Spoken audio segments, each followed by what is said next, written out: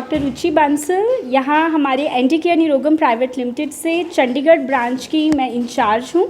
तो मैं आज अब आप सबके साथ मेरा एक्सपीरियंस शेयर करने जा रही हूँ। मुझे यहाँ पे लगभग 7 साल हो गए हैं डॉक्टर नवदीप शर्मा जी के साथ छोटे छोटे बच्चों जो कि एक साइकोलॉजिकल डिसऑर्डर्स से जूझ रहे होते हैं, उनको देखते हुए, उनको रिकवर करते हुए मैं आपसे शेयर करना चाहूँगी कि जब मैं यहाँ पर नहीं वर्क करती थी और जब मैं कहीं और प्रैक्टिस करती थी तो मैंने कभी भी ऑटिज़म, ADHD और इस तरह के साइकोलॉजिकल डिसऑर्डर्स से जूझ रहे बच्चों को ठीक होते हुए नहीं देखा था। हाँ, इम्प्रूव होते हुए देखा था।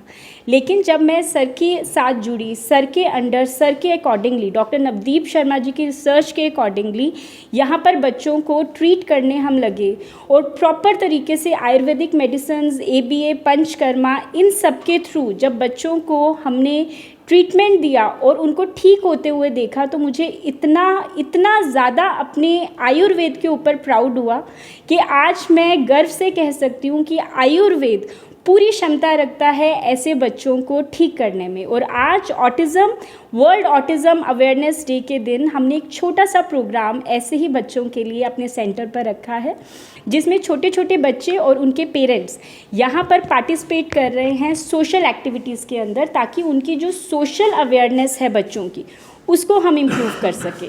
उसमें जुम्बा हो गया, फिज़िकल एक्टिविटीज़, योगा, नित्य और कलरिंग एक्टिविटी, और उससे हमने कंपटीशन के अंदर बच्चों को विनर्स भी हमने एज उनको बूस्टअप करने के लिए अवार्ड्स जो हैं वो भी यहाँ पर छोटे छोटे रखे हैं। तो मैं यही प्रार्थना करती हूँ भगवान से, परमात्मा से, कि ऐसे बच्चों के लिए प्रॉपर तरीके से पूरी अवेयरनेस जो है वो पूरे इंडिया में ही नहीं पूरी दुनिया में होनी चाहिए, ताकि वो सही इलाज को चुने और अपना सही तरीके से ट्रीटमेंट कराकर ठीक हों।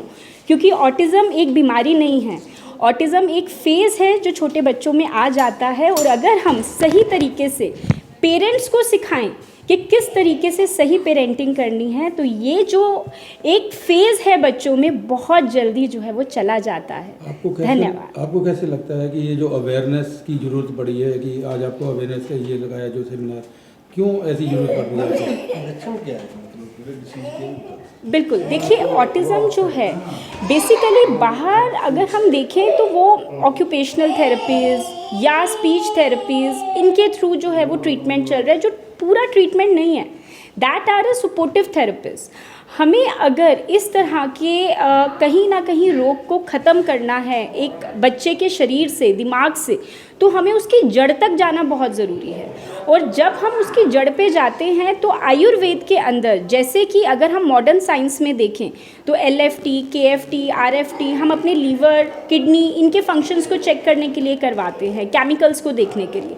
वैसे ही हमारे एंशिएंट आयुर्वेदा में, यानी कि पुराने ज़माने में जब राम जी, कृष्ण जी, उनका वक्त था, तो हमारे जो आचार्यस थे, हमारे जो कहीं ना कहीं हमारे सूत्रकार थे, जैसे सुश्रुत जी, चरक जी, उन्होंने ऐसी ऐसी चीज़ें ग्रंथों में लिखी हैं जो पहले ही वात, पित्त और कफ, 3 तरह के केमिकल दोषास जो आयुर्वेद में माने जाते हैं, उनके इम्बैलेंस को पल्स से, बच्चों के हाव भाव से जान लिया जाता था और उस तरीके से उनको ठीक किया जाता था सही चिकित्सा देके। तो हम उसी बेसिस को, उसी की अवेयरनेस को, जिसके अंदर बच्चों का सही तरीके से अपने पेरेंट्स के थ्रू ट्रीट करना बहुत ज़रूरी है। पेरेंटिंग, सही पेरेंटिंग बहुत ज़रूरी है, क्योंकि एक बच्चा इस तरीके की प्रॉब्लम में तभी जाता है जब कहीं ना कहीं बचपन में जो वक्त उसको मिलना चाहिए वो पूरी तरीके से नहीं मिल पाता।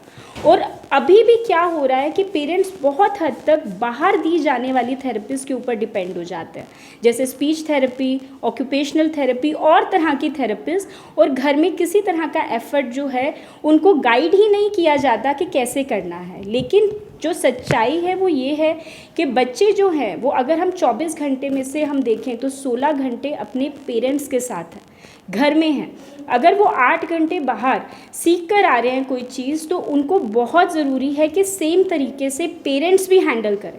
तो इसीलिए ये अवेयरनेस जो है वो फैलाने का जो है वो बहुत ज़्यादा इंपॉर्टेंस है आजकल के टाइम में। जप स्टडी वो कंपनी है जिन्हें हुणे 5.5 बैंड ਦੇ ਨਾਲ ਆਸਟ੍ਰੇਲੀਆ ਦੇ ਵੀਜ਼ੇ ਲਗਵਾ ਕੇ ਦਿੱਤੇ ਨੇ।